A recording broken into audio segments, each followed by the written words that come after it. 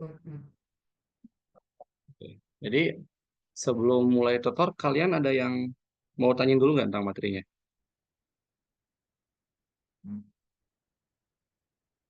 Nggak ada, nggak Kalau ada. nggak ya, kita bisa langsung bahas soal aja.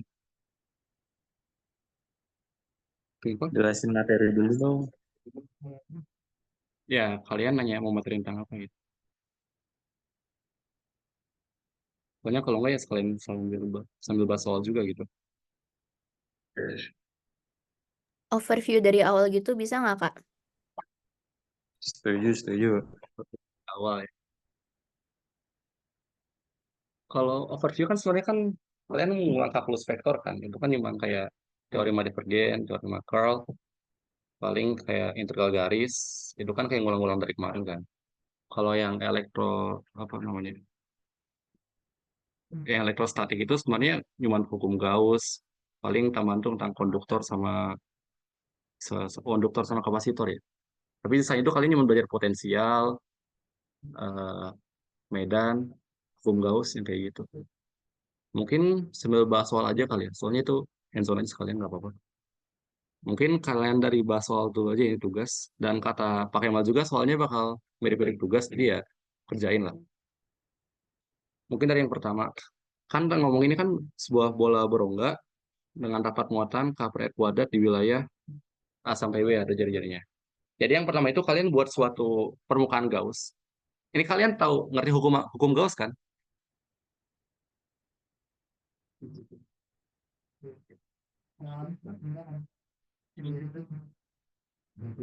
Oke, lanjut aja. Jadi kalian buat suatu permukaan Gauss, bola, mirip, dengan pusat yang sama. Tapi dalam tiga kondisi, di mana permukaan jari-jari dari permukaan Gaussnya itu di bawah A, di antara A sama B, dan di atas B. Mungkin untuk yang di bawah A-nya itu kan dari kemarin juga ya. Eh, Total flux medan dari permukaan Gauss itu adalah jumlahnya sama dengan muatan total yang ada dalam permukaan tersebut dibagi epsilon nol. Dan kalian tahu kan, ini kan karena geometrinya, simetrisnya itu sama ya, bola. Jadi pasti arah medannya itu ke arah radial. Jadi kamu tahu pasti E-nya itu R gitu ya. Dengan ini itu E-nya itu besarnya berapa. Nah, sedangkan kalau DA-nya kan permukaan. Ya kan berarti kalau vektor normal dari bola kan apa sih sama juga radial kan? Ya udah bisa kalian hilangin aja. Jadi E dikalikan permukaan bolanya berapa? 4πr kuadrat. Nah, ini kan kita kan rapat muatan tuh ada di lapisan antara A dengan B. Berarti dalam bola yang kosong itu di bawah A itu nggak ada muatan sama sekali. Berarti nol kan? Ya udah, berarti kalian dapat bahwa medan dalam jari-jari di bawah A itu nol. Nah, untuk yang B, kalau B itu sama karena arah medannya radial, vektor normal dari permukaannya radial. Nah, tapi buat Q enclose-nya itu kalian harus nyari integral dari rho kali d tau.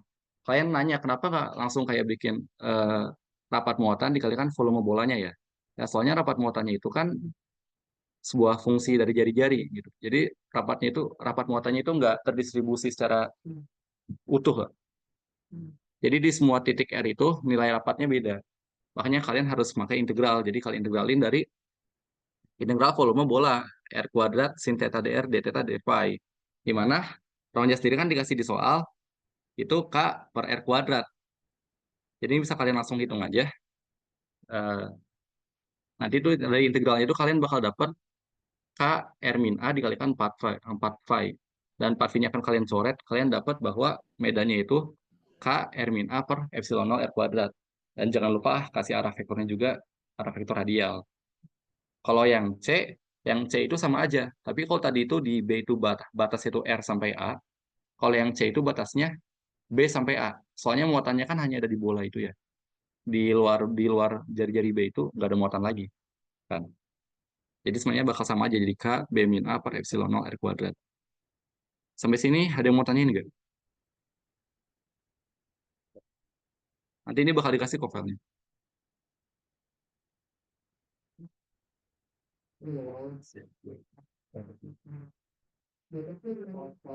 Oke, nggak ada ya. Oke lanjut ya kalau gitu. Nomor dua itu kan ditanyain kayak kalian dikasih suatu tiga vektor medan, terus kalian tanyain mana yang medan elektrostatik. Ya simple gitu. Kan kalian tahu kalau medan elektrostatik itu punya curl-nya itu nol. Ya udah berarti kalian hitung hitung aja masing-masing curl dari masing-masing medan. Yang 0 itu berarti medan elektrostatik gitu. Kalau kalian lihat buah juga ya langsung aja kan. Kalau dari yang di atas itu kan vektor satuan, yang bawahnya itu turunan, yang bawahnya itu baru vektornya nilainya gitu. Karena kalian tahu, lihat dari sini kalau yang nilainya itu cuma yang B doang, yang lain itu nggak 0. Berarti yang medan elektrostatik itu cuma yang pilihan B doang. Gitu. Oke. Ada yang mau tanyain nggak? Ini kalau aku kecepatan atau kalian ada yang nggak ngerti langsung bilang aja ya, interupsi.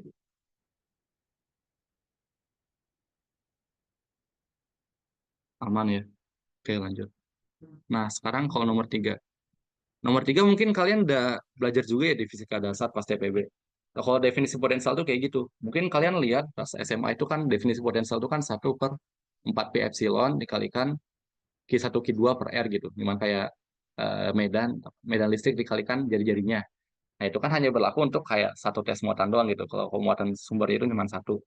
Nah, pada sebenarnya itu kamu mendefinisikan potensial itu dari medan listriknya sendiri. Jadi kamu ada medan listrik, baru kamu dapat potensial dari medan listrik tersebut gitu. Nah, caranya gimana? Di buku juga ada. Kamu tinggal negatif integral dari titik referensi. Pada hal ini kan kita diminta referensi itu tak hingga sampai ke pusat bola. Nah, buat saya. Gitu kan. Potensial pada pusat bola dengan acuan itu sebagai tak hingga. Ya udah langsung hitung aja. Di mana E-nya medannya. Nah, ini kita kan anggap langsung aja kita ambil tarik garis lurus dari tak hingga sampai pusat bola. Kalau gitu kan berarti arahnya kan radial kan. Jadi vektor dl-nya itu dr juga gitu. Jadi karena e-nya itu arah vektor juga radial, ya udah kan saling menghilangkan gitu ya. Jadi tapi kalian ingat juga kalau medannya itu kan kita kebagi 3 tadi, di luar bola, di antara jari-jari A sama B dan di dalam rongganya kan. Makanya kalian harus ngitung biar gambar. Kan ini kan ada bola kan tadi kan. Nah, ini ada daerah 1, daerah 2, daerah 3. Dan tiga-tiga daerah ini tuh punya medan yang beda. Yang udah aku hitung tadi kan di atas. Ada medan medan daerah 3 berapa, medan daerah 1 berapa, medan daerah 2 berapa.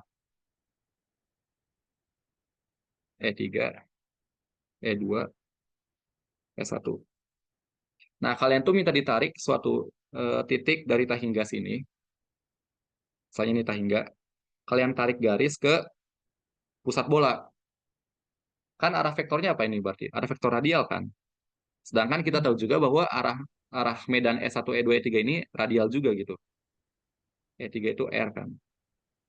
Nah, ya udah berarti kalian bakal saling hilang. Kalian langsung hitung aja kayak curl E dari sama dengan 0, makanya termasuk elektrostatik. Hmm, curl E 0. Itu lebih ke gimana ya jelasinnya?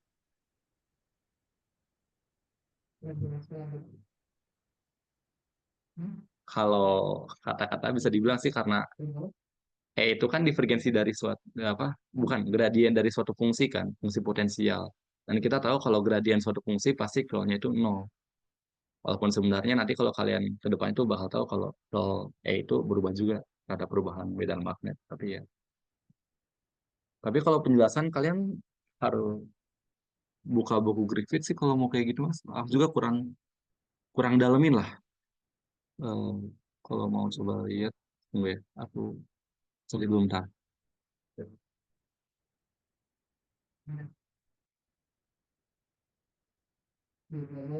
Nah iya, kan soalnya kalau kemarin juga di buku itu turunnya kan pakai teorema Stokes itu kan, gitu.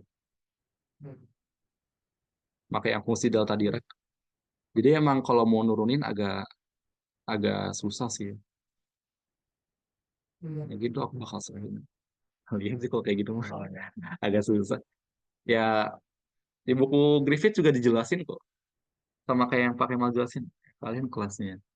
Ya pakai mal sama Bu Feby kan. Di Bu Feby juga jelasin kok di PPT-nya. Aku ingat. Eh, tapi ya kalau mau internasional, kalau kamu mau bilang kenapa ya bilang aja kalau medan listrik itu suatu gradien dari fungsi potensial kan.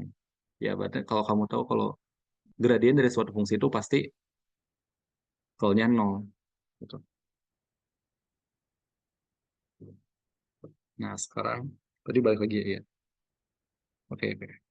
Sekarang kalau kamu ngitung nih, potensialnya gimana ya? Ya, kan tadi udah dapet kan medannya berapa. Kalian langsung masukin aja.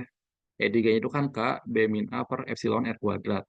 Dan E2-nya itu K R min A per epsilon R kuadrat juga. Kalau S1 itu kan 0. Jadi bisa dihilangkan aja suku itu. Nah, yang buat R kuadrat, langsung integralin kan R pangkat min 2. Berarti hasilnya kan min 1 per R kan. Dan itu aku pisah buat yang B sama ya. Jadi min K B min A per epsilon 0 R gitu. Nah, untuk yang sebelah kanan, itu mungkin kalau mau lebih jelas ya, kalian bisa pisah dulu jadi 2. Jadi itu KR per epsilon 0 R kuadrat, atau ini jadi K per epsilon 0 R, dikurangin KA per epsilon 0 R kuadrat.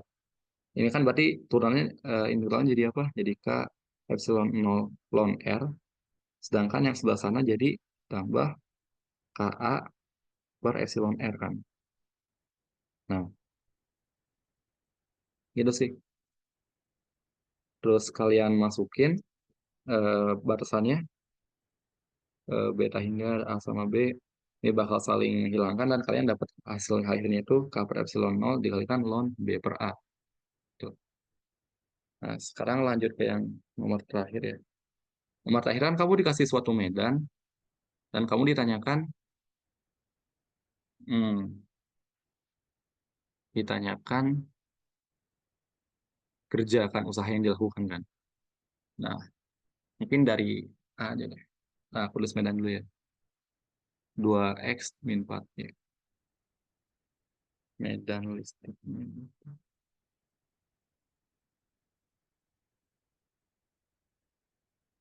Nah, balik lagi aja. Kita tahu sebenarnya kalian bisa, kalau dari yang awal ya, kan kita tahu kalau kerja itu sama dengan F dot kan. Integral F dot DL. Atau kalian bisa tulis juga dalam hal ini Q dikalikan integral E dot DL. Sebenarnya kalau kalian mau kayak gini bisa. Jadi kan bakal ngelakuin integral garis. Tapi kalau dari aku itu mendingan kalian ubah ke potensial. Soalnya potensial itu bukan fungsi vektor kan. Jadi kalian tahu, kalian ubah ini jadi Q dikalikan negatif integral dari mana ya? Delta V kan. Q dikalikan V2 dikurangin V1. Gimana sama dengan tadi potensialnya itu apa? Berarti Q dikalikan negatif integral E dari 1 ke 2 DL.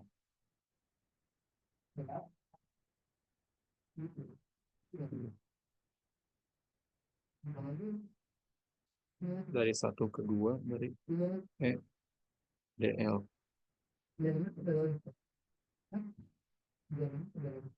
Karena hasilnya sama kan kayak yang tadi. Q sama aja kan kayak yang tadi. Nah, langsung aja bisa kalian hitung gitu kan. Kan ini kan tadi yang A itu dari 020 ke 200 kan. Nah, 200 ke 020 ya. Sorry, kebalik.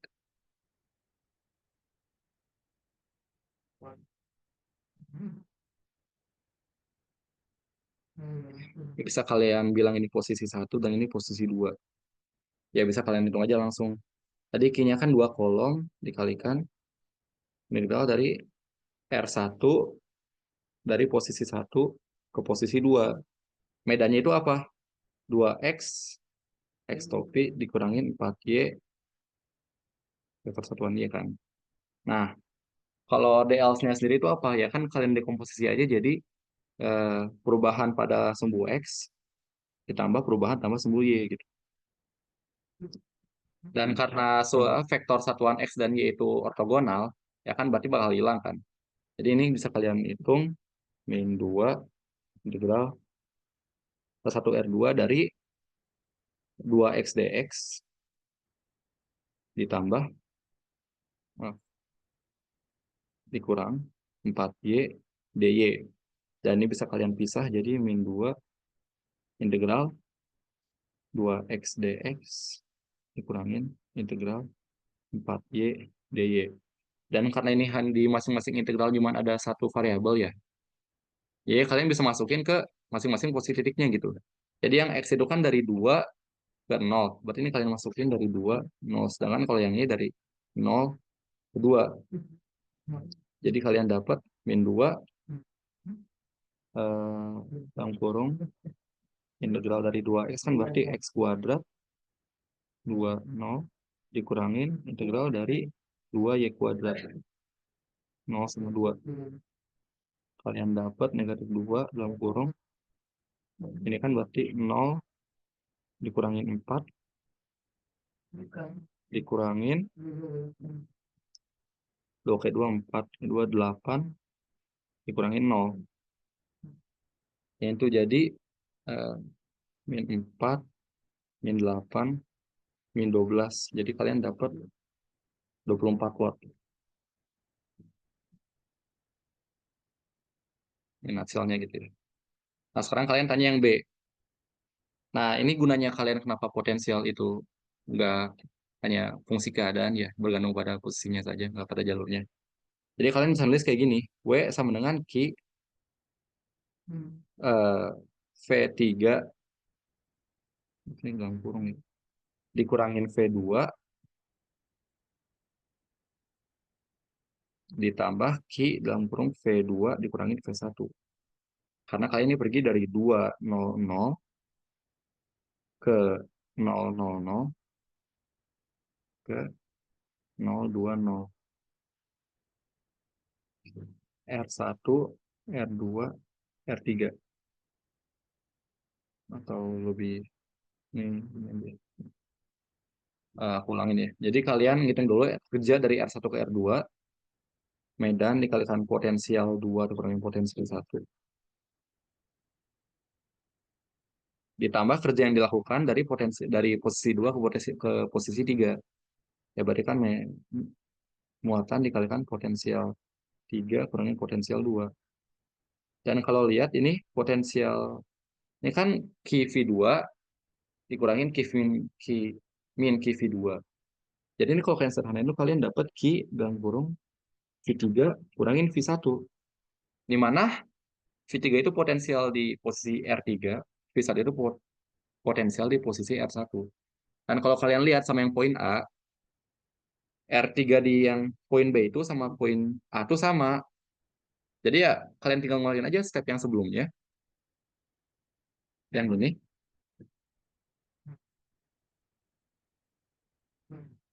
Semua kopi aja.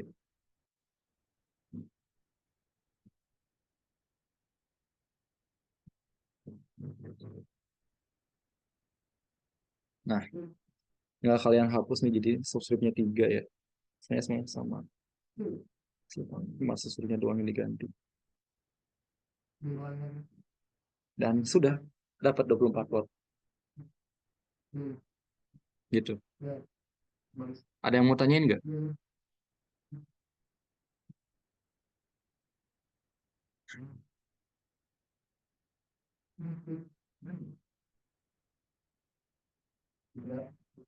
Nggak ada kan? Ini nanti buat solusinya bakal aku kasih kok. Kalau nggak ada kita bisa mulai bahas soal dari buku.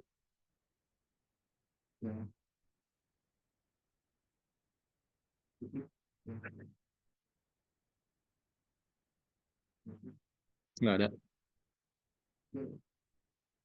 Oke, lanjut aja.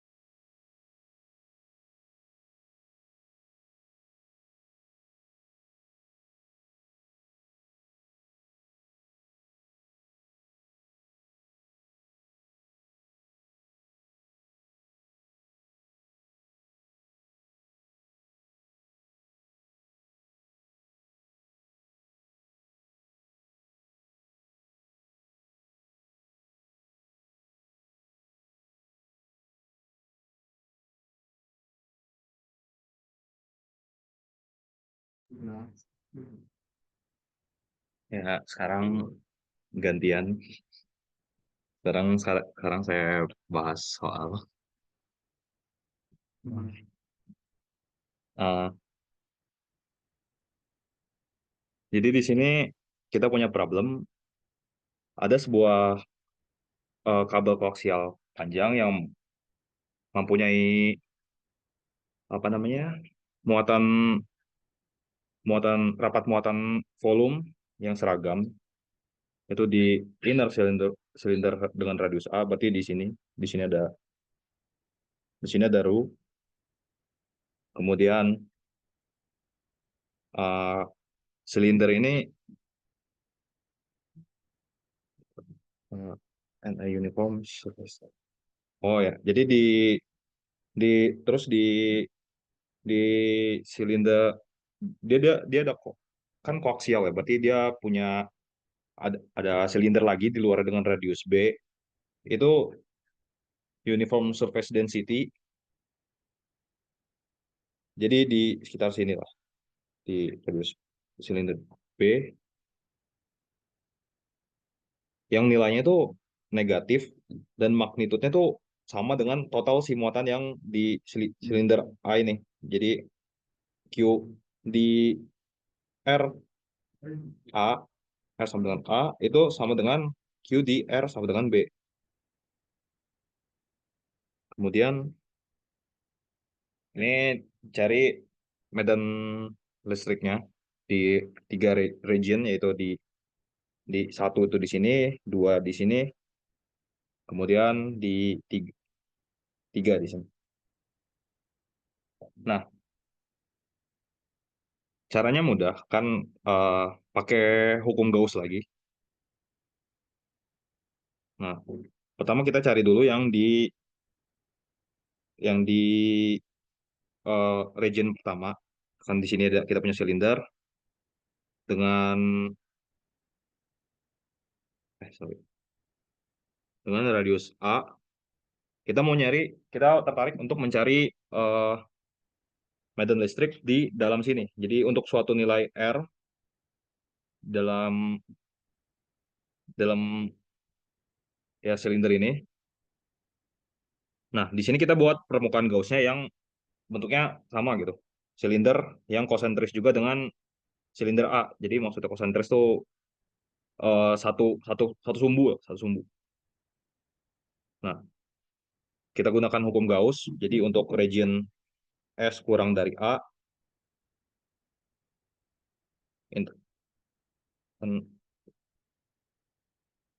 Q enclose per epsilon 0. Nah, sekarang yang di enclose oleh permukaan Gauss ini itu kan nggak seluruhnya gitu, nggak seluruh. Jadi di sini kita ambil, maksudnya di sini R S. Jadi yang di enclose ditutup oleh si permukaan Gauss ini nggak seluruhnya itu, nggak seluruh si silindernya ini. Jadi karena S-nya kurang dari A. Nah, tapi berapa banyak gitu? Kita bisa cari pakai di sini kan dikasih tahu rapat muatannya ya. Q and cos itu kan berarti Q itu kan rapat muatan dikali volumenya ya. Tuh, volume, D tahu. d tau. Dengan ini konstan, bernilai konstan, ini bisa keluar. Jadi kita hanya perlu integralin terhadap volumenya, volume suatu silinder dengan jari-jari R, di mana volumenya itu ya gampangnya 4πr kuadrat aja kan. Kita nggak perlu perform integralnya dengan susah-susah. Jadi langsung ditulis di sini aja. Epsilon. Nah, sekarang kita ngitung yang ini. Nah, sama yang kayak kasus tadi yang Amri bahas, dia kan jadi dia punya simetri. Simetrinya di sini adalah simetri silinder. Di mana simetri silinder itu maknanya kita nggak selama sepanjang sumbu Z ini, medan listrik ini nggak bergantung ya, nggak bergantung sama sumbu Z ini. Karena eh, simetri ini menguntungkan gara-gara ketika kita pindah dari misalkan suatu titik Z di sini maupun ke sini, itu sistem kita tuh sama gitu. Jadi punya simetri yang kayak gitu. Dengan, nah, konsekuensinya adalah si electric field ini tidak akan bergantung dengan si E.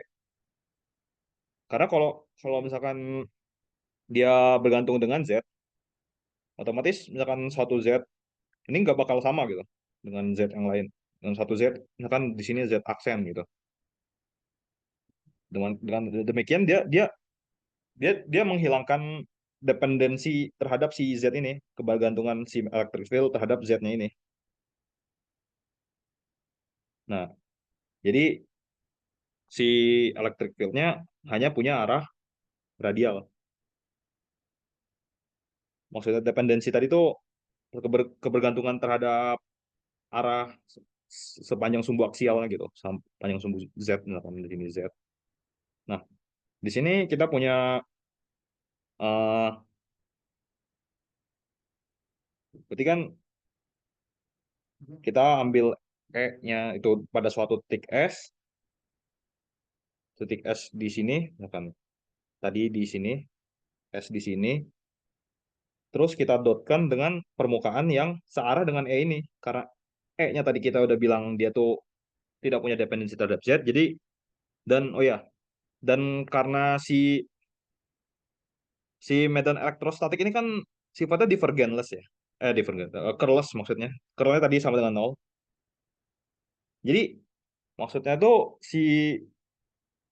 setiap muatan ini dia nggak bakal menciptakan medan yang sifatnya rotasional terhadap si muatan ini gitu. Jadi pasti harus memencar dari si muatan ini. Nah, dari sini juga kita bisa ambil bahwa dia tuh nggak bakal punya dependensi Z karena apa? Karena tadi simetri Z, di mana titik-titik ini akan saling mengcancel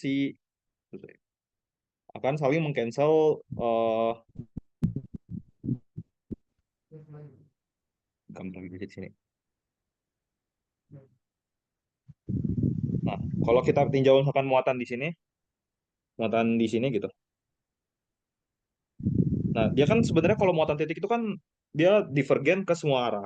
Nah, sekarang gimana kalau muatan titik ini kita jajarin panjang sini gitu, secara kontinu gitu. Jadi membuat suatu garis. Nah, sekarang sekarang dia punya medan yang ke segala arah, namun yang ke arah Z tadi kan kena cancel. Sekarang dia juga dan dia juga sifatnya curless gitu. Curless. Maksudnya eh curl dari medan E itu nol. Nah, berarti kita punya satu-satunya eh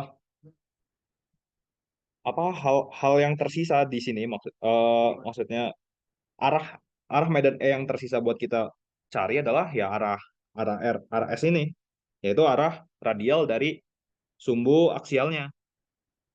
Nah, dengan gitu kita tinggal cari dA terhadap arah S-nya ini.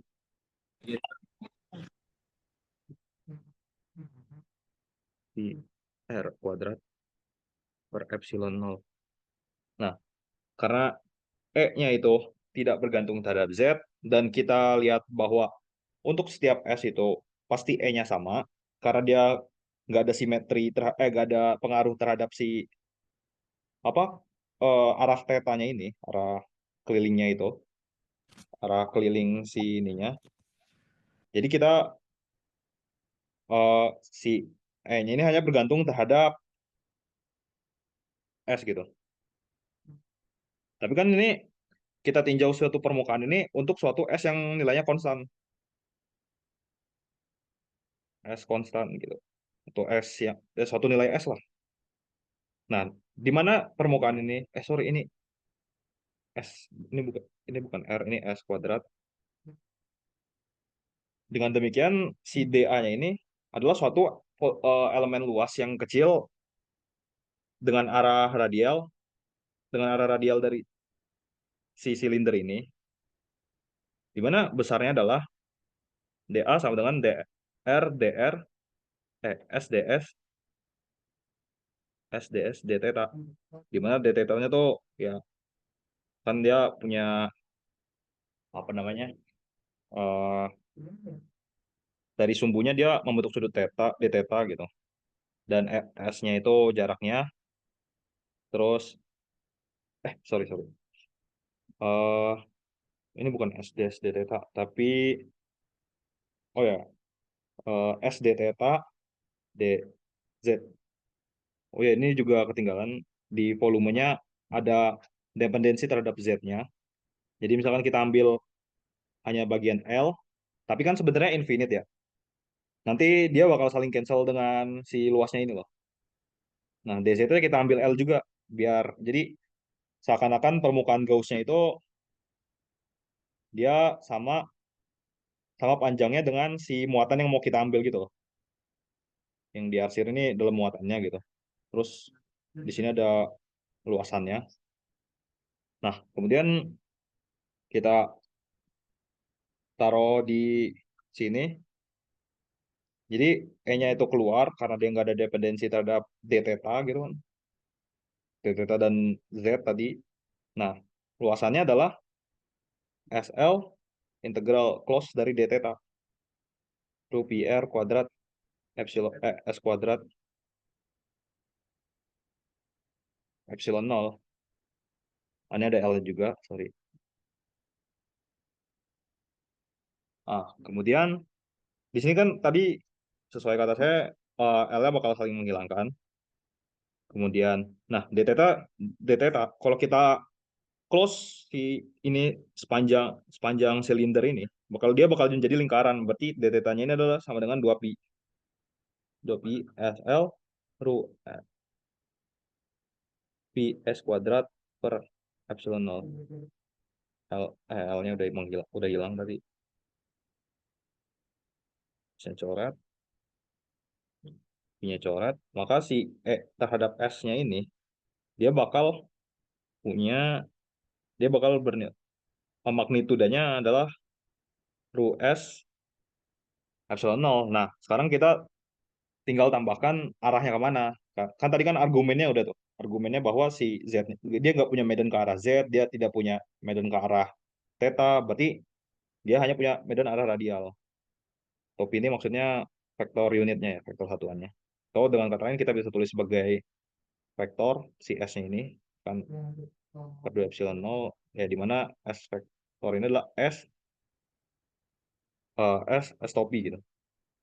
Nah, ini baru yang S dari A. Jadi kita tulis jadi sini untuk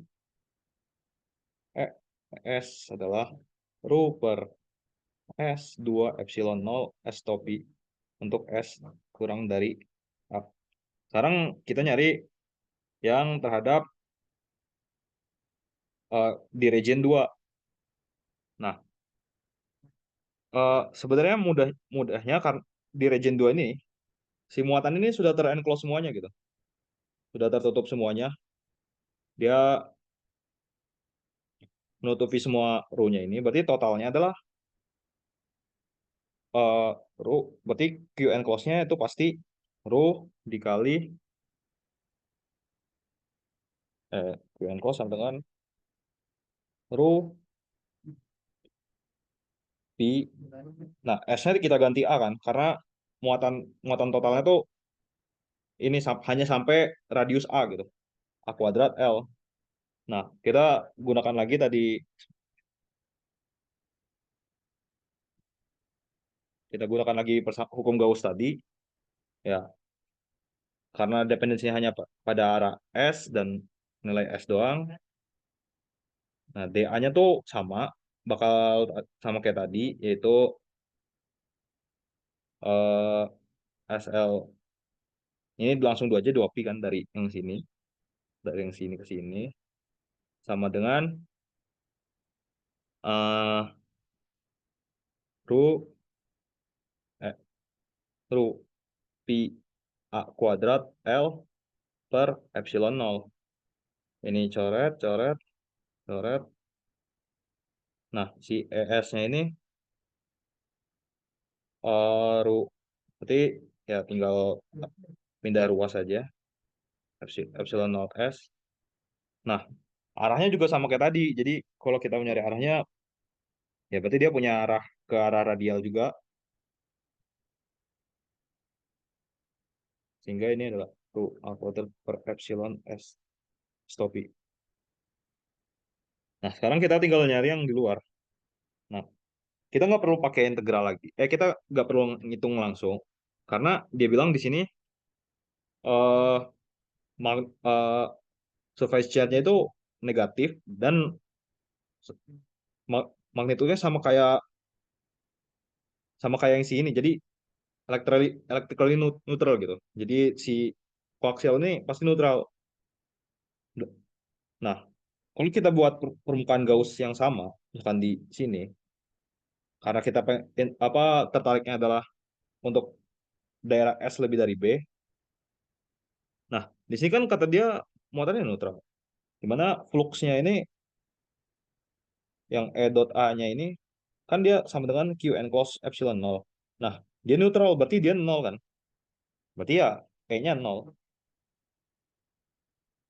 Nah, terus terhadap S kan A kurang S B, ini 0, S lebih dari sama dengan B. Dimana, nah udah kan? Sekarang tinggal plot E-nya. Berarti eh, yang diplot tuh magnitudenya, jadi kita nggak peduliin arahnya, dan arahnya kan sama semua gitu. Jadi S, S. Nah, yang pertama dia linear terhadap S. Jadi kita tarik garis saja ada sampai nilai A gitu. Nah, sekarang dia eh, nilainya berbanding terbalik dengan S. Berbanding terbalik tuh kalau nggak salah kurvanya gini. Hmm, ya, sampai suatu nilai B. Nah, di sini kan kalau kita substitusi S-nya sama dengan A, dia bakal balik lagi yang ke pertama. Jadi di sini pasti continue gitu.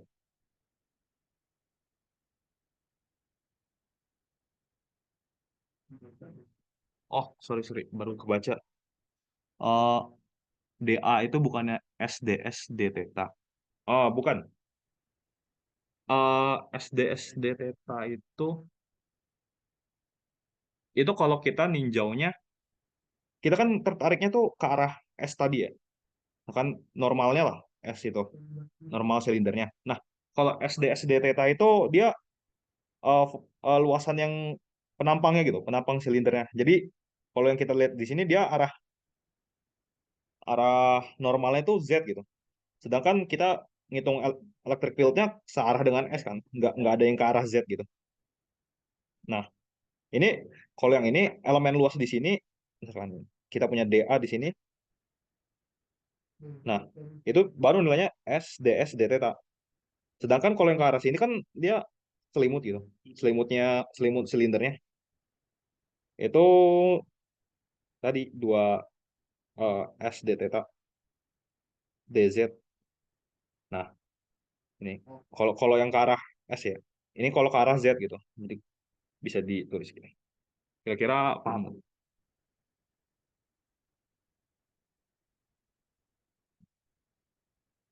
Oh, ya, oke. Berarti yang ini udah. Kira-kira yang soal ini ada yang mau ditanyain nggak?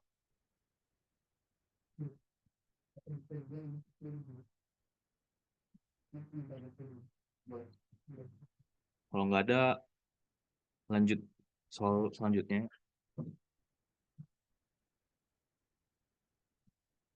Nah, ini ada infinite plane slab. Jadi slab itu kayak apa ya namanya?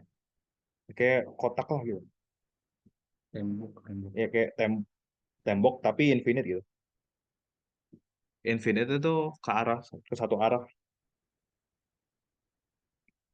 Jadi ke sini ke tahingga, ke sini ke tahingga, tahingga, ini ke minus tahingga. Ya dia terbatasnya hanya sampai di sini di dimensi yang ini doang gitu. Nah,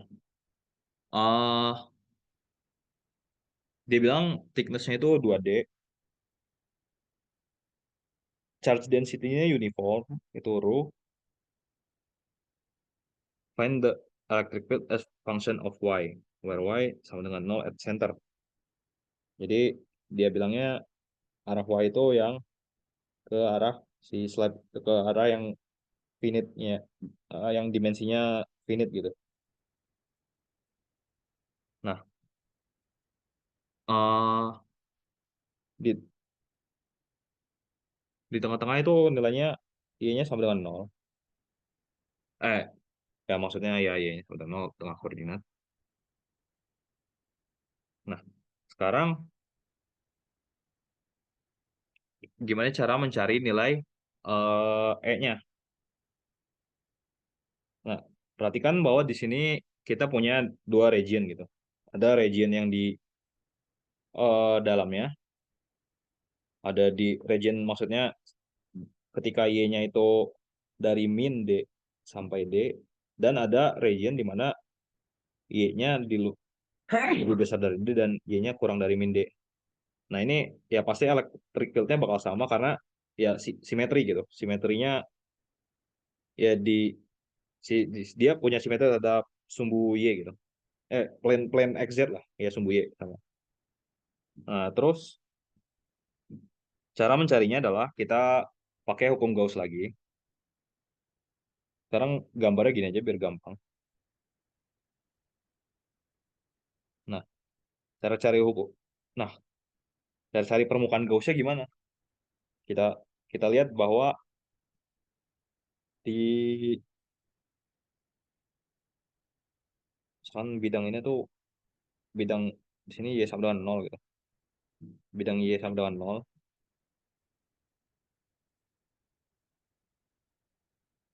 Nah, hmm, kita kita sekarang misalkan untuk suatu nilai Y, jadi Y-nya ke sini, Y-nya sini. Kita bikin suatu permukaan Gauss yang bentuknya sebenarnya bisa kotak, bisa silinder sih, terserah. Tapi bikinnya tuh gimana ya? Oh, ini aja deh, daripada nggak kayak gini. Jadi gampangnya gini. Jadi dia punya ketebalan 2D. Ini tuh Y. Kan ini ya X atau Z lah. Nah, sekarang kita bikin permukaan Gauss yang bentuknya gini. Untuk suatu nilai Y. Ini untuk kasus yang pertama ya, yang untuk min D kurang Y kurang D. Kemudian ini D, ini adalah ini D, ini adalah min D. Maka kita pakai hukum Gauss,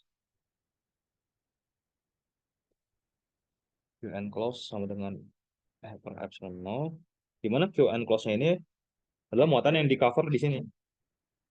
Nih, ini kalau misalkan kita lihat terhadap 3D, dia tuh eh apa namanya ya? Dia tuh bakal bentuk kubus gitu, tapi infinite juga. Ya jadi ngikutin ngikutin sama kayak slabnya gitu. Hanya saja yang yang Y-nya tuh kurang dari D. Nah, Qn close-nya sekarang adalah berarti kan rho D ohm Nah, untuk memudahkan kita ambil yang cuplikan kecilnya misalkan adalah sebesar DA, seluas DA gitu. Sehingga dia punya row. Ini kan eh, tingginya ini 2 Y. Y ini ada minus Y. Terus DA gitu. Nah, sekarang E-nya. Nah, gimana kita nentuin arah E-nya? Nah, sama kayak tadi, kita punya simetri terhadap X dan terhadap Z.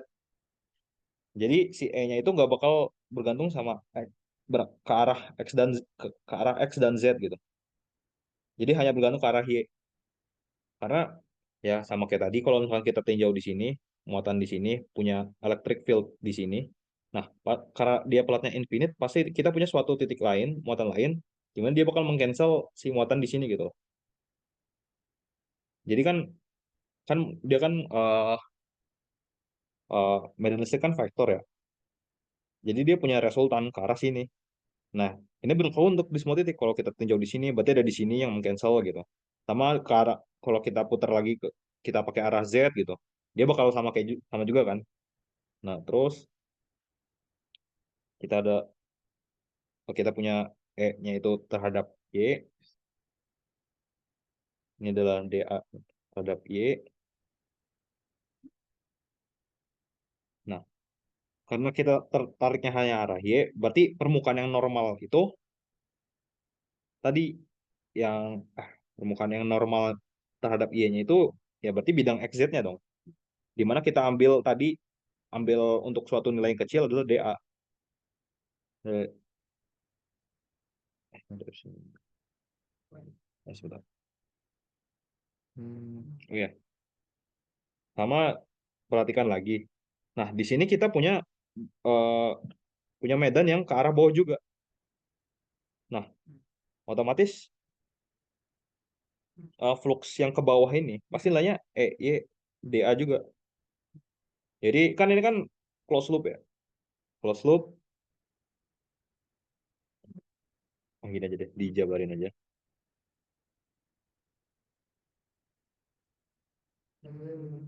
Ah, kita punya, berarti kan kalau close loop tuh apa sepanjang kubus ini gitu, kita integralinnya. Nah, di mana kita karena E-nya hanya ada pada hanya ada pada arah Y. Kita punya di sini ada luasan DA. Sementara yang di bawah arah arah normalnya DA-nya ke bawah, tapi arah medan magnetnya juga ke arah bawah gitu. Jadi positif, didotkan positif. Nah, berarti kan ini sama aja 2 Y DA. Ini ada DA-nya juga, 2 Y DA per epsilon 0.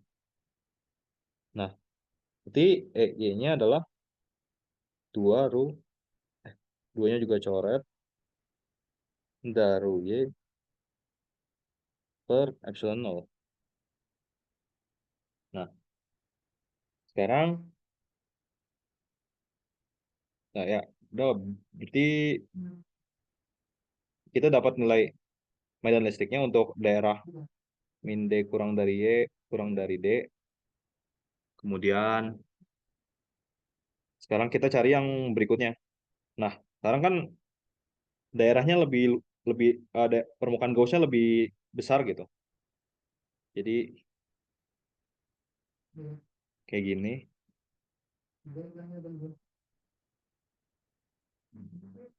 Misalkan ini untuk suatu nilai Y, ini ada 2 Y.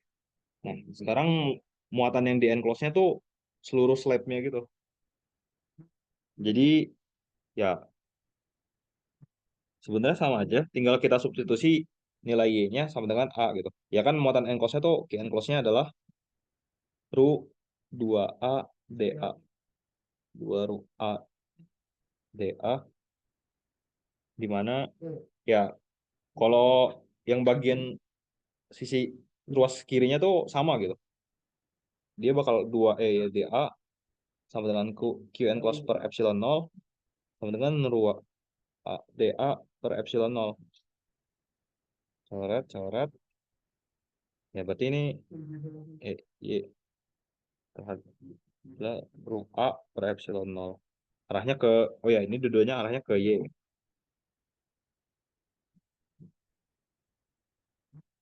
Ya berarti terus plot E versus Y. Nah,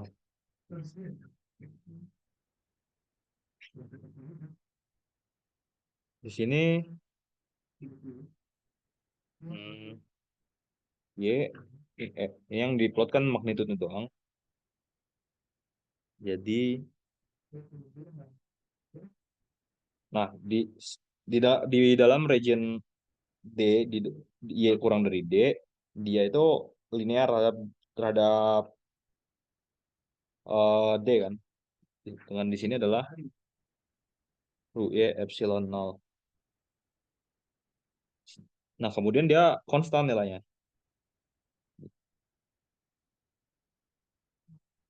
Nah, terus yang sebelahnya ya tinggal berarti ya dia simetrinya kan minus Y gitu.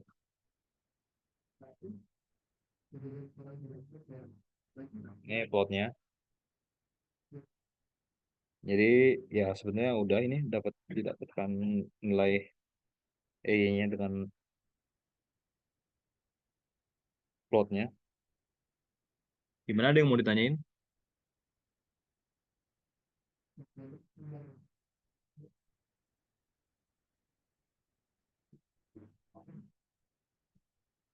Kayaknya aman. Jadi lanjut ke soal berikutnya.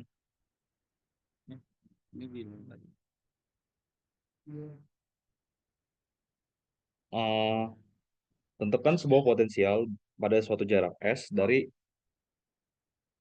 infinitely long, jadi ya kabel yang panjang banget gitu, sangat panjang. That carries a uniform line L, lambda. Compute the gradient of your potential.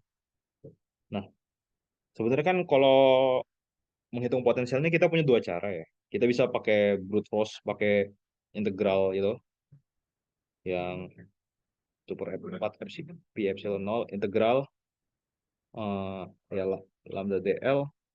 Ini elemen panjang ya, elemen panjang.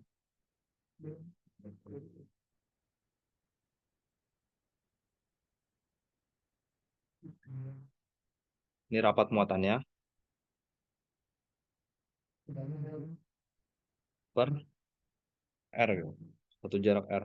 Ya sebenarnya kalau kita pakai satu titik referensi, yang lain bukan di R 0 sama dengan 0, bukan di R sama dengan R0 ya kayak gini. Dan ini magnitudenya ya. Magnitudenya maksud ya yang akar R X min R0 X kuadrat plus bla bla bla bla itu lah. Nah, kedua kita bisa pakai, kalau kita punya informasi mengenai electric field-nya, kita pakai persamaan ini, min integral 0 dot dl kan. Dimana ya kita harus perform integral integral garis gitu.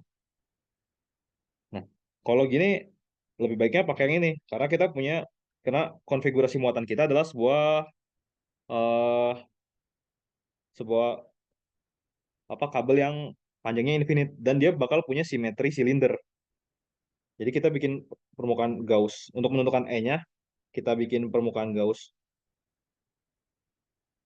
silinder tadi dengan suatu nilai R. Nah, dengan dimana permukaan Gauss ini pusatnya sama di di kabelnya ini.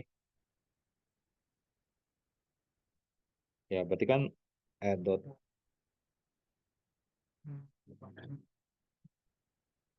dl integral qn close epsilon dimana qn close-nya adalah lambda dl per epsilon 0. Terus ya ini kan berarti dl-nya itu adalah 2 pl gitu. Dia keliling sekeliling si silindernya ini. Maksudnya lingkaran yang di sini. Kalau kita tinjau ke arah eh, sebuah apa namanya silinder dengan radius R, dua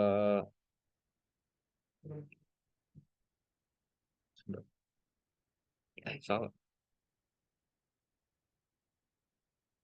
Ini DA ya, sorry. DA dengan DA-nya tadi tuh kan berarti 2 pi R dikali L. Berarti kan E-nya adalah lambda 2 pi epsilon 0 R. Yang arahnya itu ke arah radial silinder. Nah, kita dotkan lambda per 2 pi epsilon 0 R. R dot, sekarang kita punya R dot del. Nah, berarti kan apa integralnya itu terhadap dr ya. Karena yang searah dengan arah R topi kan. Enggak. Nah, gimana dengan batas-batas integralnya? Nah, untuk kasus ini sebenarnya kita nggak bakal bisa pakai referensi dari Tahingga. Karena apa? Kalau kita perform integral ini, kan lambda per 2 pi epsilon 0. Ini, dia kan ln ya, bentuknya ln. Kan plus C ya.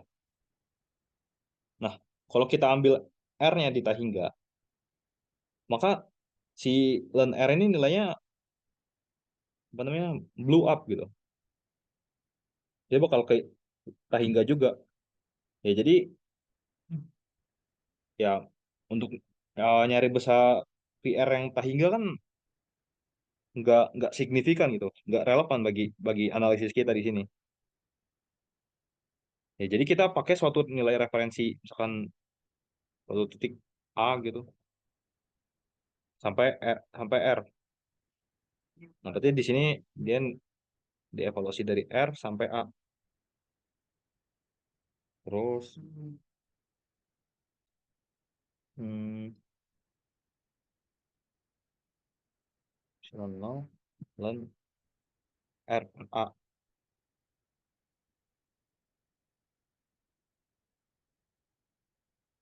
Sebenarnya ini sih, cuman untuk mencari yang ln A-nya ini eh ya kita harus tahu titik referensi gitu. Sedangkan bukan titik referensi, potensial referensi gitu. Jadi kita harus punya nilai suatu di A gitu. Sebenarnya kan ini eh, VR ini kan dVR ya. Jadi selisihnya gitu. Jadi ya VR lambda per 2 pi epsilon 0 ln R min ln plus ln 2 pi epsilon 0 ln A. Nah, yang ini yang dikatakan sebagai potensial referensi gitu. Kita nggak bisa pakai, ya bisa kita setting 0 gitu, kita setting suatu nilai menjadi 0. Jadi yang biasanya yang dianggap cuma yang ini gitu, yang signifikan gitu. Dan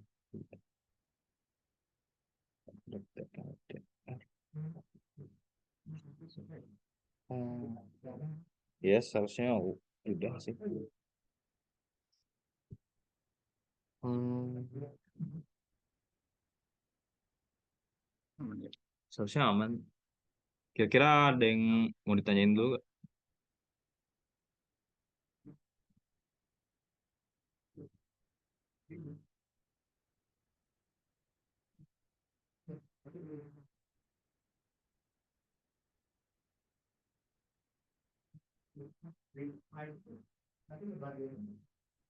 Ya kayaknya nggak ada ya. Ya sekarang gantian sama Amri. Ada setengah jam kan?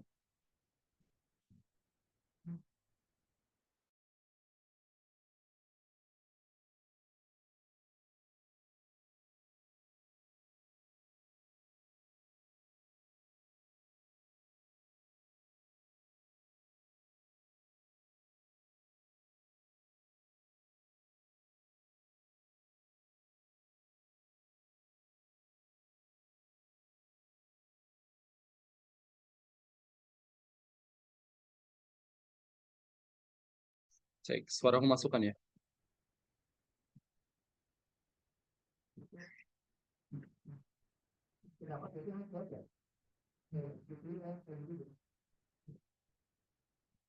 Bentar ya.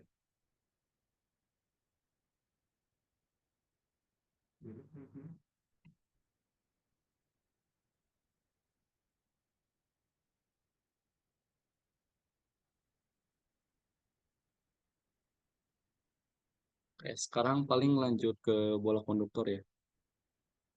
Mungkin aku kasih pengantar dulu bentar mengenai konduktor.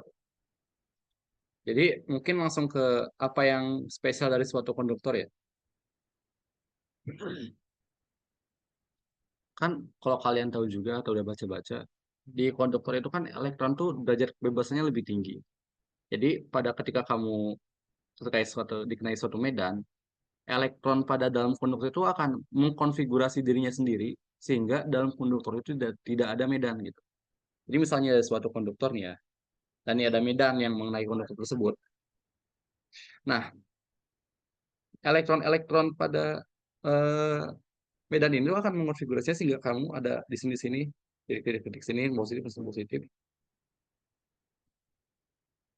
Dan hasil dari situ kan akan menghasilkan medan sendiri ya. Nah,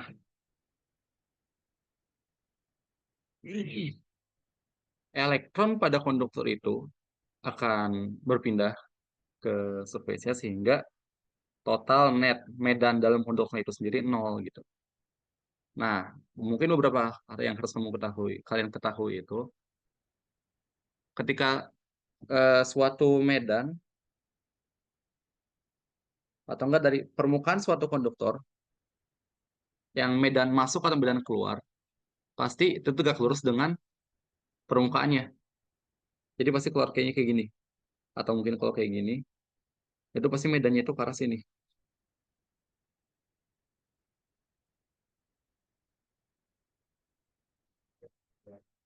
Oke.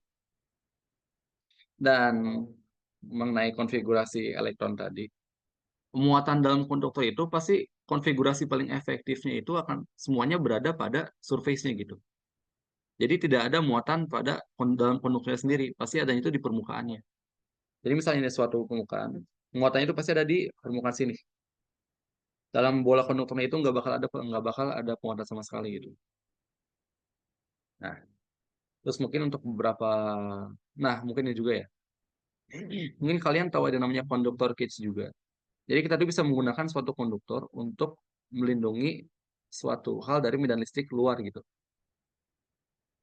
Atau misalnya kan kita ada kasus nih, kita ada bola konduktor dan kita tambahkan suatu ruang kosong di dalam bolanya atau cavity ya.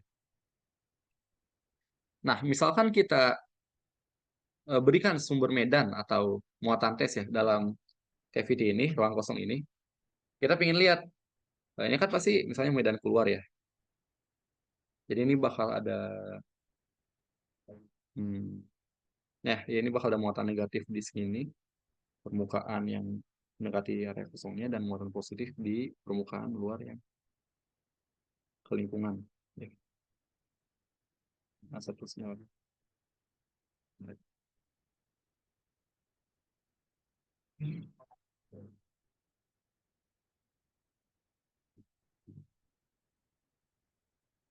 Nah, misalnya kita ingin lihat nih medan listrik di luar bola konduktornya. Ya udah, kalian bisa buat permukaan Gauss bola yang jari-jarinya lebih besar daripada bola konduktornya kan. Nah, nah, dan kalau kalian lihat kan bahkan sama simetri. Jadi arah medannya itu pasti ke arah radial. Q enclosed per epsilon 0. Dan kalau kalian lihat ini R-nya sama, A-nya itu permukaan Gaussian 4 pi R kuadrat sama dengan Q enclosed-nya itu kan berarti muatan yang ada di dalam ruang kosong konduktornya. Ya kan konduktor kan nggak bermuatan ya. Itu kan hanya konfigurasi. Kalau kamu lihat itu net muatan dari konduktornya itu pasti nol gitu. Jadi itu yang berpindah tuh hanya yang elektronnya berpindah sehingga ada disparasi lah. Jadi yang muatan negatif itu mendekati satu titik dan muatan positif mendekati satu titik. Tapi kalau kamu lihat muatan netnya, muatan net konduktor itu pasti nol. Kan nggak mungkin tiba-tiba ada muatan gitu ya. Jadi yang berkontribusi pada divergensi medan ini hanya muatan tes yang ada dalam konduktor. Jadi kalau kamu lihat ini Q per epsilon 0. Dan kalau kalian lihat, hal ini tuh sama aja dengan kamu suatu muatan dan kamu buat permukaan Gauss di sekelilingnya gitu. Jadi yang aku pindasin itu, aku tekanin itu. Jika terdapat suatu sumber medan yang dilingkupi suatu konduktor. Nah, medan listrik hasil sumber itu tuh akan berpengaruh ke di luar konduktornya juga gitu. Jadi tidak jadi ya simpelnya gitu.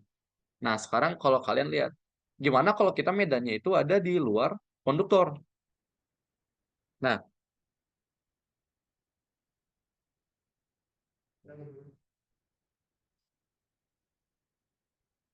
jadi kalian ada suatu sama kayak tadi ya bola konduktor, ini ruang kosong, dan ini ada sumber medan. Nah, kita ingin tahu nih, kan kita tahu kan sumber medan di dalam konduktornya 0. Tapi kalau yang dalam ruang kosong yang dalam konduktornya gimana? Nah, ini balik lagi kalian ke mengenai curl dari medan. Curl medan kan apa? 0 kan? Curl dari E itu 0. Atau kalau kalian pakai teori Stokes ya, divergensi, kalian bisa bilang integral garis tertutup dari medan listrik itu 0. Coba kalian misalkan kalian asumsi nih, pasti misalkan ada sebuah garis medan dalam ruang kosong dalam konduktor ini. Saya kita ambil yang searah. Dan kita tarik garis ini ya, ke sumbernya ke titik awalnya yang tadi dalam konduktor. Kan ini kan elektrostatik kan, nggak ada yang berubah gitu. Cuman yang berubah itu ini dalam konduktor. Kalian bisa bilang eh, E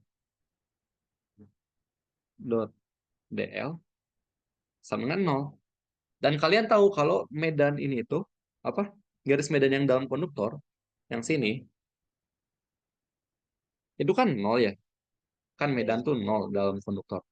Jadi kamu hanya berlaku nilai medan yang ada di dalam ruang kosong itu. Cavity ya. Nah, tapi kalau kalian lihat kan kita asumsi bilang kan tadi, kalau medan medan ini searah gitu. Jadi ini nggak mungkin tiba-tiba ganti arah, ganti nilainya jadi negatif. Ya, berarti konklusinya apa? Konklusinya itu pasti medan dalam cavity juga 0 gitu. Jadi ketika kalian ada suatu sumber muatan dari luar, sumber medan gitu. Kalau kalian ada medan itu tidak akan mempengaruhi eh, ya tidak akan menyampai pada ruang dalam konduktor gitu. Jadi kami itu dapat mengisolasikan diri dari medan dengan kamu masuk ke konduktor cage. Tapi kamu tidak bisa mengisolasikan sumber medan yang ada di dalam konduktor cage gitu. In a nutshell. Makanya kalau kalian baca buku Griffith juga ya, kan tuh dibilang kalau kalian lagi ada badai dan banyak petir gitu, kalian bisa aja berdiam diri di mobil dan kalian nggak akan kesetrum, tapi kalian bisa termasak gitu. Oke, mungkin bisa lanjut aja ke problem 228, 238. Jadi ini bilang nih, jadi ada suatu dua konduktor, satu itu bola konduktor dan satu itu bola konduktor yang berongga. Di mana konduktor yang bola itu mempunyai jari-jari R, sedangkan yang konduktor berongga itu jari-jari dalam A dan jari-jari luar B. Di mana bola konduktor yang pejal itu memiliki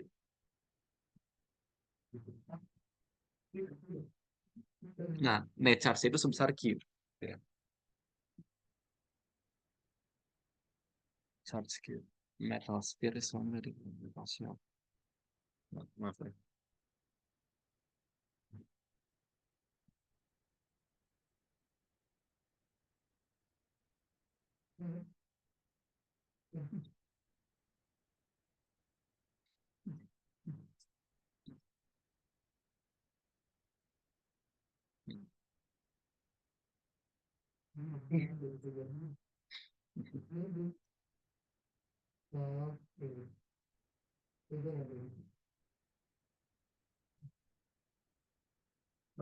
Seluruh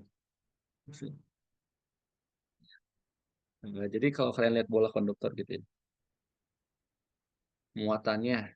Nah, kan tadi kan ditanyakan surface charge ya. Berarti muatan berbanding permukaan luas. Balik lagi kayak aku bilang tadi, muatan pada suatu konduktor itu akan mengkonfigurasikan dirinya sendiri sehingga muatan hanya berada pada surface-nya, permukaannya. Ya udah berarti kalau kalian kayak gini, muatannya kan hanya dari permukaan. Dengan total muatannya itu sebesar Q. Berarti kalau kalian ditanya surface density-nya berapa? Ya udah berarti muatannya itu Q, surface charge-nya itu. Kayak ini ya. Sama dengan muatan total Q per permukaan bola konduktornya berapa? 4 pi R kuadrat. Gitu. 11 dari. Sekarang kalau kalian lihat yang bola konduktor bola konduktor berongga A dan B, bola konduktor berongga yang kedua. Nah, mungkin kalian ngira, ini kan mereka nggak ada muatannya kan? Kalau gitu pasti surface charge-nya di A dan B itu 0. Enggak juga. Soalnya kan bola konduktor pejalnya itu punya muatan. Dan muatan itu akan menghasilkan medan. Medan itu akan melalui bola konduktor yang berongga. Jadi walaupun ini tuh bola konduktornya nggak ada muatan, nah,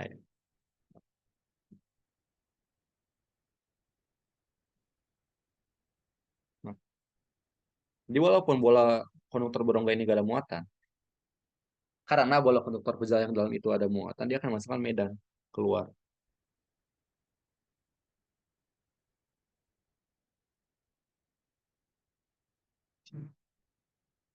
Nah, berarti untuk menghilangkan medan yang dihasilkan bola konduktor pejal itu hilang dalam konduktornya, gimana ya? Dia akan memposisikan muatannya sendiri gitu.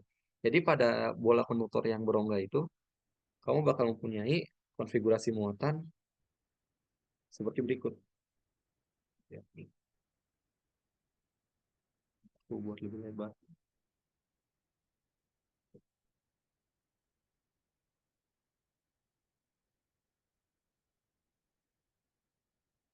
Jadi kalian di sini ada muatan negatif,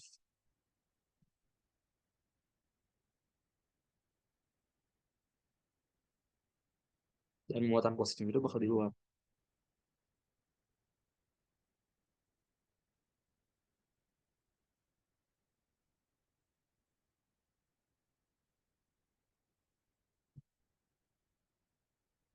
Nah, berarti kalau muatan di surface charge di A gimana?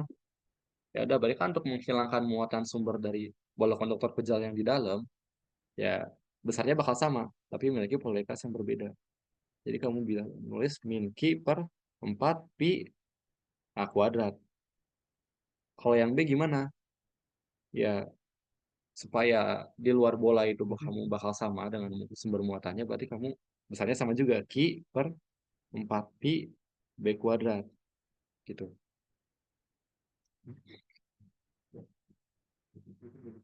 Ya, aku lanjut kalau gitu. Yang B,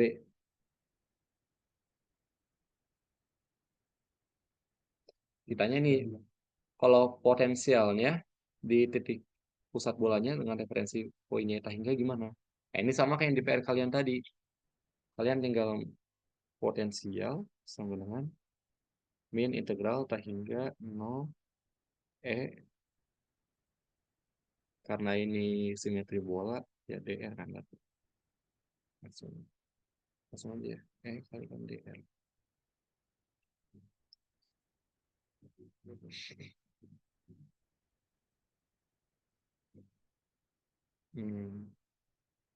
Buat ngitung medannya gimana?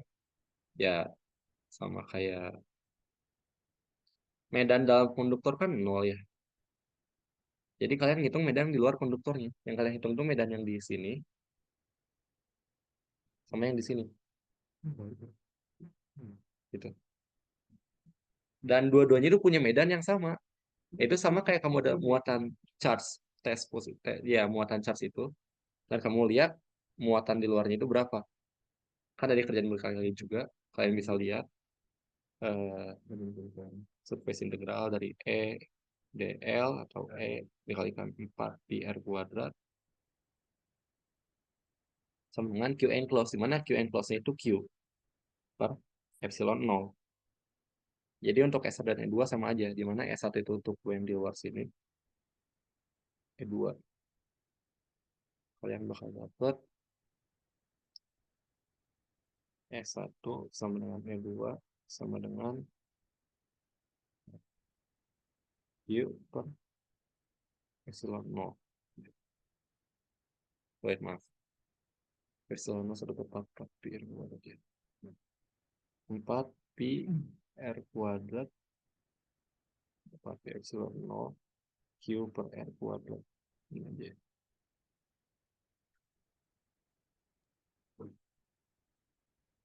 Jadi kalau balik lagi kalian negatif integral dari A hingga ke sini itu B kan. Berarti integral ke B dari 4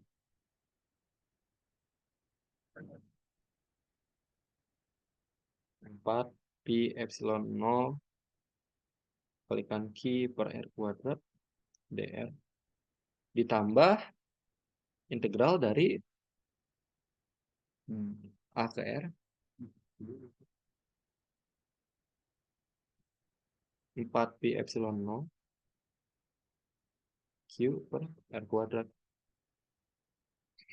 Ini kenapa nggak ada integral dari B ke A? Ya aku bilang tadi kan, integral B ke A kan ada dalam konduktor, dan dalam konduktor itu medannya 0. Dan yang dari R ke pusat juga sama. Udah bisa kalian hitung.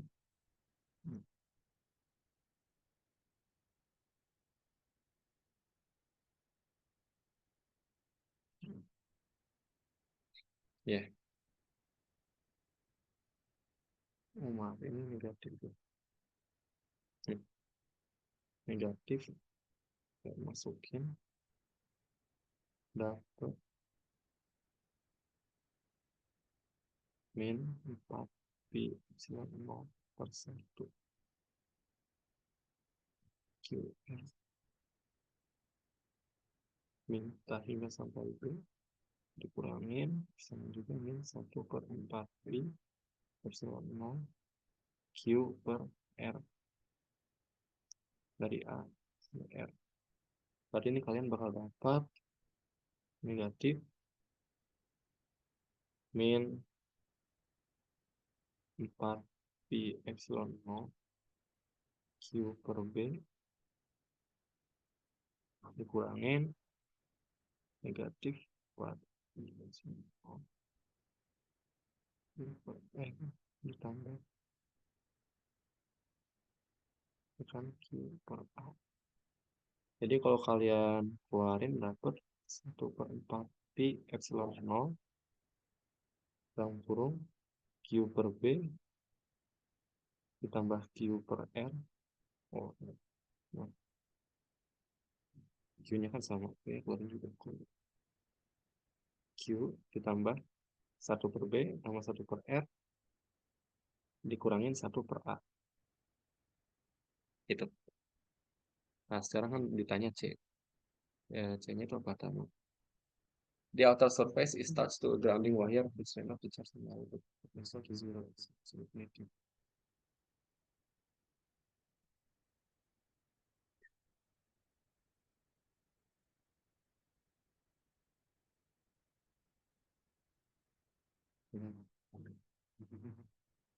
Ya, kalau gitu kalian tinggal bilang aja kan, ini kan yang bagian B, surface luarnya itu kan di sini. Itu di grounding kan. Ya berarti kamu dapat surface charge dari B sama dengan 0.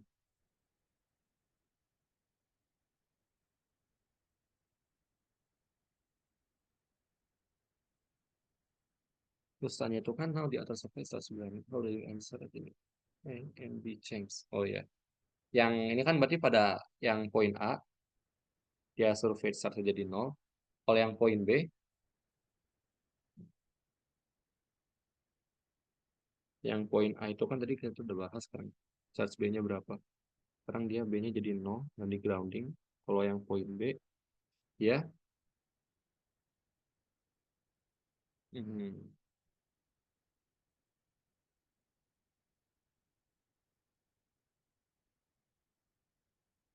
Dari A ke R.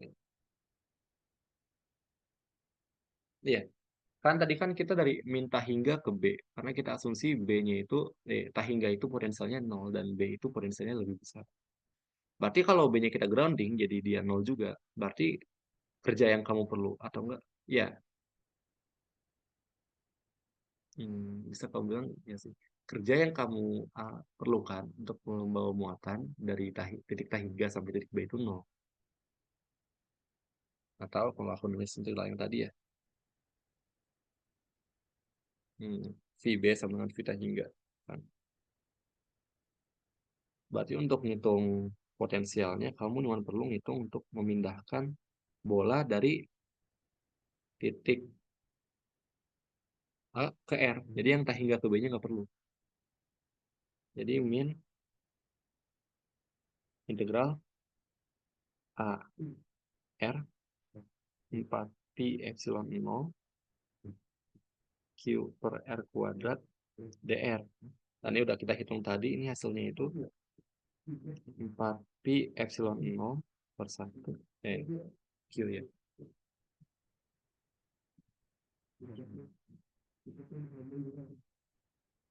Dalam kurung 1 per R dikurangi 1 per A. Gitu. Ya. Mungkin bisa sih lanjut ke yang nomor terakhir. Semuanya ini sama juga kayak yang tadi. Ini cuma ngebahas konduktor. Ya, prinsipnya mah sama-sama aja. Asalkan kalian tahu, oke, fit itu gimana, kalau sumber medan dalamnya gimana, muatan yang di sekelilingin permukaannya itu gimana. Ya, saya jawab gitu. Ya, boleh sih, sekalian aja sekalian ya, langsung. Cepet sih ini, Bang. Yang titik A, survei charge di A. Berarti kan untuk nge-cancel medan hasil muatan di A kan. Berarti jumlah muatannya sama, tapi berlawanan. Berarti min QA. Buat permukaannya 4pi A kuadrat. Sama untuk yang B, min QB per 4pi B kuadrat. Nah, sedangkan untuk yang di bola konduktor keseluruhannya, ya kan aku bilang tadi untuk meng-cancel muatan yang ada dalam bola konduktornya. Dan dalam bola konduktor ada muatan QA dan QB. Yang hasil medannya, yang surface charge di lubangnya. Berarti kalian tulis muatan di R itu surface charge itu dengan QA tambah QB per 4pi R kuadrat.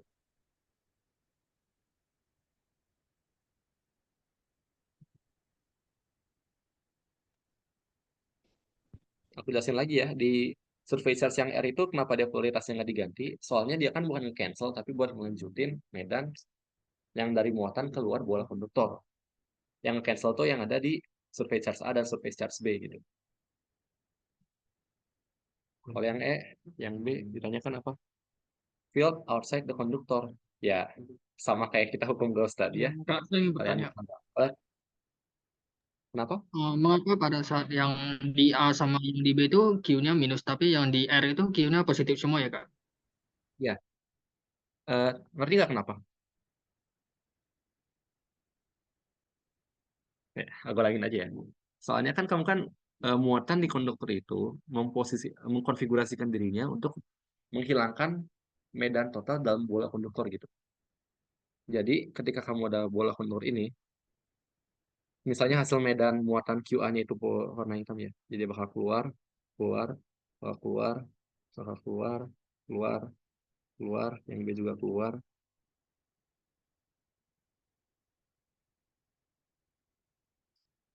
Nah, muatan dalam bola konduktor ini akan mengkonfigurasikan sendirinya sehingga menghasilkan medan yang arah berlawanan.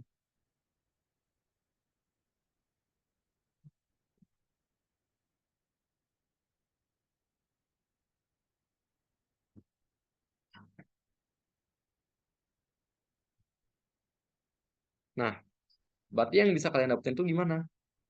Berarti kalau gitu,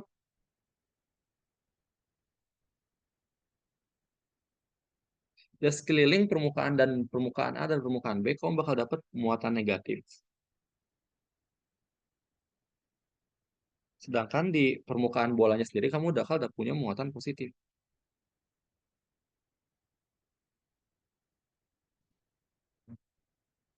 Besar net muatannya berapa? Ya sama dengan muatan yang di dalam, kan cancel kan. Dan muatan netnya harus 0 juga di konduktor itu. Gitu.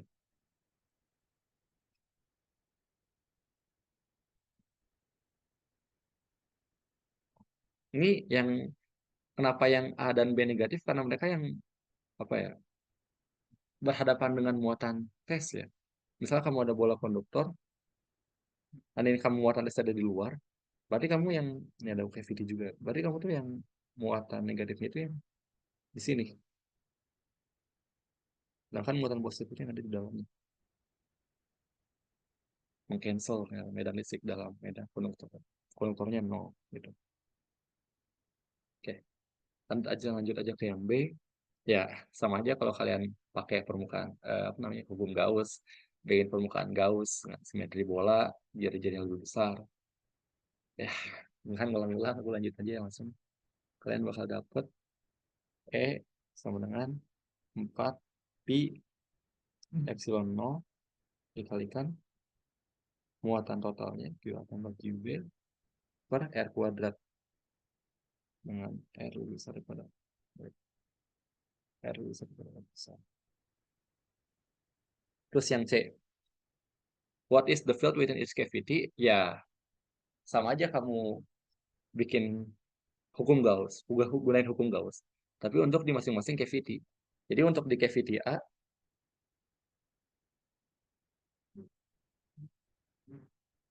kamu bakal dapat medan. Oh, ini aku tambahin ini juga ya. Arahnya.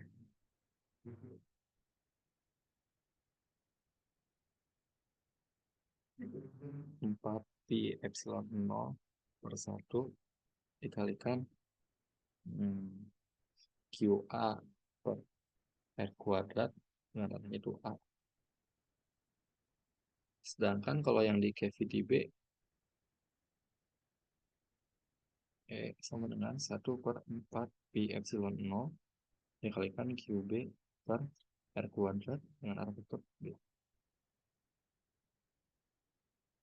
Ini itu untuk R lebih besar daripada A dan ini R lebih besar daripada B. Dan itu untuk pusatnya di pusat masing-masing cavity ya, bukan pusat bola konduktornya. Itu. Sekarang tanya what is the force on QA and QB? Balik lagi kayak yang aku bilang tadi. Ketika kamu ada suatu muatan di luar bola konduktor,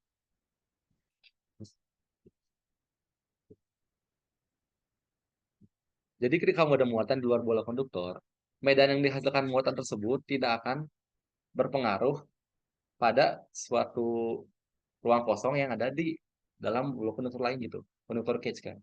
Jadi medan yang diberi oleh muatan A tidak akan mempengaruhi muatan B dan sama sebaliknya di mana medan yang dihasilkan muatan B tidak akan berinteraksi dengan muatan A. Jadi kamu bisa bilang gaya pada QA oleh B sama dengan 0 dan gaya pada muatan B oleh A sama dengan 0. Gitu. Ada yang mau tanyain nggak?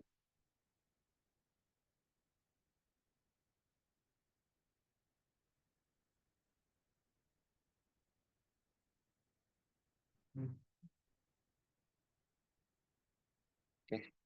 Mungkin sebenarnya tunggu ya. Bentar.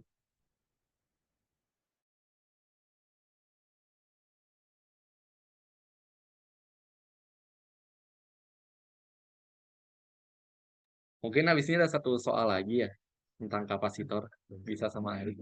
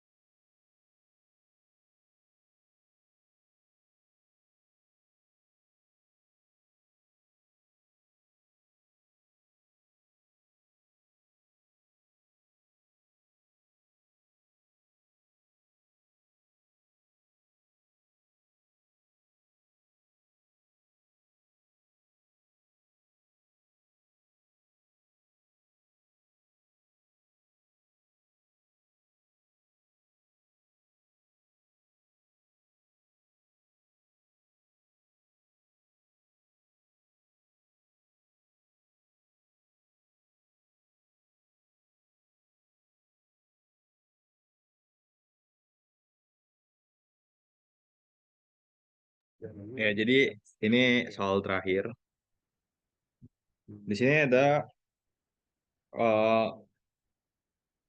coaxial metal. Jadi ya dua metal dengan sumbu yang sama, bentuknya silinder dengan radius A dan B.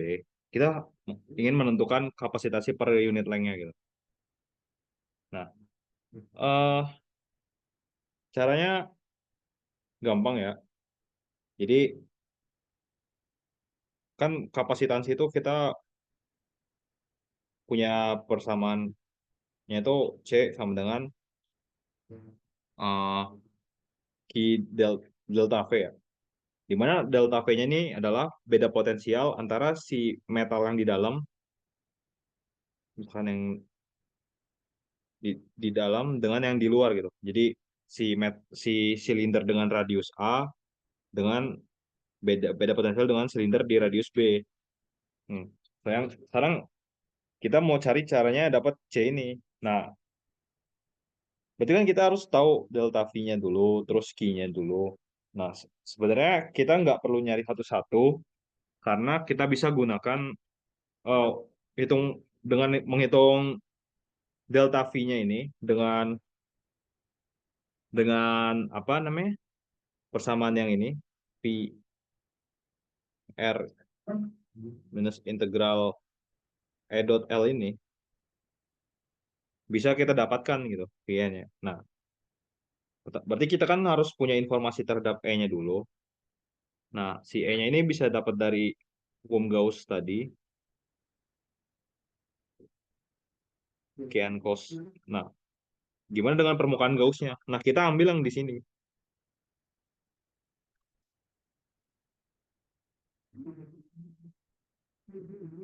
Nah, kan dengan radius R.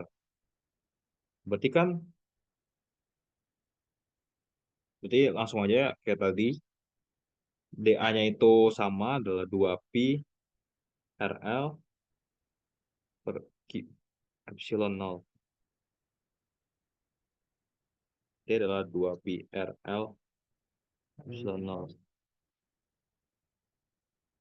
arah S. S-nya itu R aja. Arah R. Nah, sekarang kita mau tentukan beda potensial. Nah, dari persamaan ini sebenarnya ini kan umumnya kita tinjau dari titik referensi gitu di Tahingga tadi. Kan di sini ada Tahingga. Nah, sekarang kita mau hanya beda potensialnya gitu. Jadi yang kita integralin itu bukan dari titik referensi, tapi dari dua titik yang berbeda. Jadi sebenarnya integralnya itu adalah VA min VB dari B dari VB min VA dari A ke B.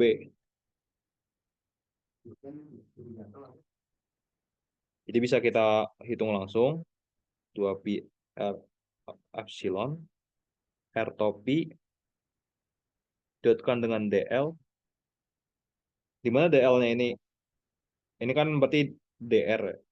Karena panjang elemen yang searah dengan panjang lintasan yang searah dengan arah arah R arah radial. L epsilon 0 DR. Nah, sekarang langsung form integralnya aja. P epsilon 0 L adalah ln R dievaluasi pada titik B dan A. Ini adalah Q 2pi epsilon 0 L ln B per A minus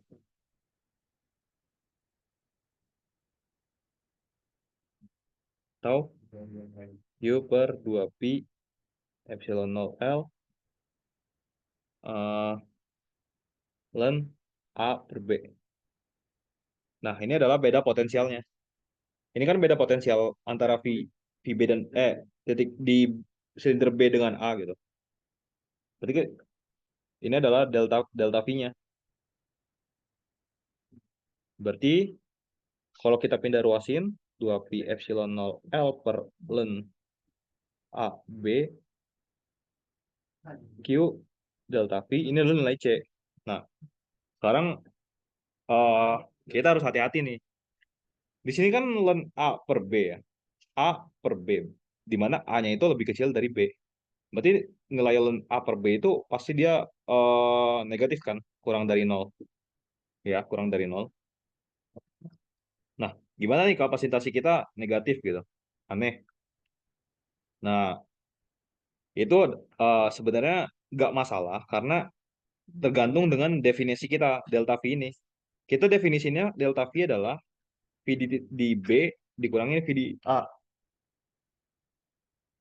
Di mana? Nah, berarti dari definisi kita ini, VB itu lebih potensialnya lebih tinggi dari VA.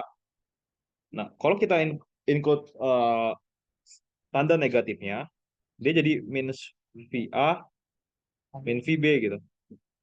Jadi ya maksudnya gini, maksudnya kalau kalau dia ingin jadi positif gitu, jadi ln B per A, berarti maknanya adalah VA-nya itu yang lebih positif dari VB gitu. Jadi nilai ini negatif gitu. Jadi nilai ini adalah kurang dari 0. Sehingga negatif yang di sini di cancel dengan yang negatif selisih yang dari selisih potensial yang dari sini. Ya sebenarnya itu aja sih. Kalau mau nyari C-nya 2 pi epsilon 0 L per ln A per B. Ln B per A kalau kita definisin ulang si delta V-nya jadi sebagai si delta V ini sebagai VA min VB gitu. Supaya positif kan. Nah, karena yang dimintanya adalah kapasitasi per satuan panjang, L-nya kita pindahin ke sini, ke ruas kiri. Jadi 2 pi epsilon 0 ln B per A. Nah, ini udah kapasitasi per satuan panjangnya. Eh, sampai sini gimana? Udah bisa dipahami?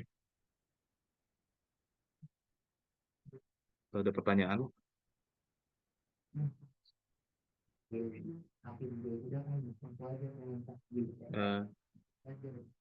oke. Kayaknya nggak ada ya. Jadi gimana, Rik? Udah. Ah, lumayan. Oke. Paling maaf bentar ya. Ya. Mungkin tutor untuk siang finish dicukupkan dulu saja. Kan kalian besok sore ya, dan aku nggak tahu Alif, tapi aku sendiri itu pasti nggak bakal balik gitu habis. Aku ada ujian jam 9. Jadi ya kalau kalian mau nanya-nanya besok langsung aja ke perpus. Ya mungkin perpus.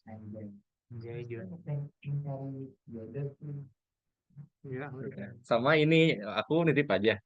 Eh, Elektromagnetika itu mereka dosen itu atau beliau-beliau itu pasti ngambil soalnya itu ngambil dari buku Griffiths ya, problem atau example. Jadi kalau kalian ngerjain example atau problem ya aman-aman aja, aman lah. Testingnya easy A lah. Easy A kok. Maaf ya. Apa? Baik, ini. Ya, aku coba aku stop ya.